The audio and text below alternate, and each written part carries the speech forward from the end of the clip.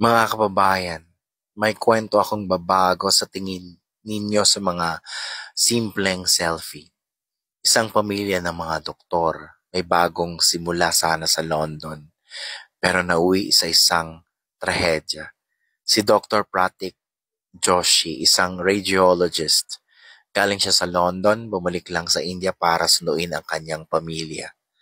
Kasama niya si Mrs. si Dr. Komi at tatlo nilang anak na sina Miraya, Prajot at Nakul. So before take-off, nag-selfie silang 5. Masaya, puno ng pag-asa. Alam niyo ba kung anong nangyari? Hindi na sila nakarating. Pagkalipad ng Air India Flight AI-171 mula sa Ahmedabad, ilang segundo pa lang bumagsak ang eroplano.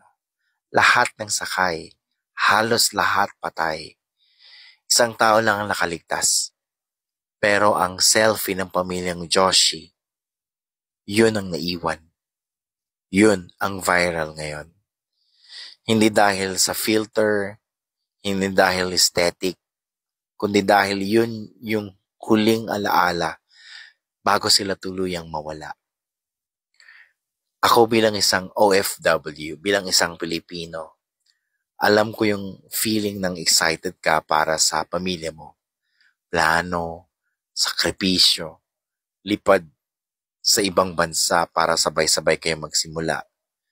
Pero papaano kung hindi mo na sila makakasama? Yung selfie mo pala, yun na yung last memory mo with them. Kaya mga kaibigan, habang nandyan pa yung pamilya ninyo, yakapin ninyo sila. Kung may tampuhan, bati na. Walang selfie ang makakapalit sa isang yakap. I-comment mo kung may ganitong larawan ka. Yung masaya, pero ngayon may bigat kapag binabalikan mo. Let's talk in the comments. This is Mr. G, and this is not just news. Kwento ito ng mga pamilyang may pangarap at paalala sa ating lahat na ang buhay ay sandali lang. Ingat tayo lagi, mga kababayan.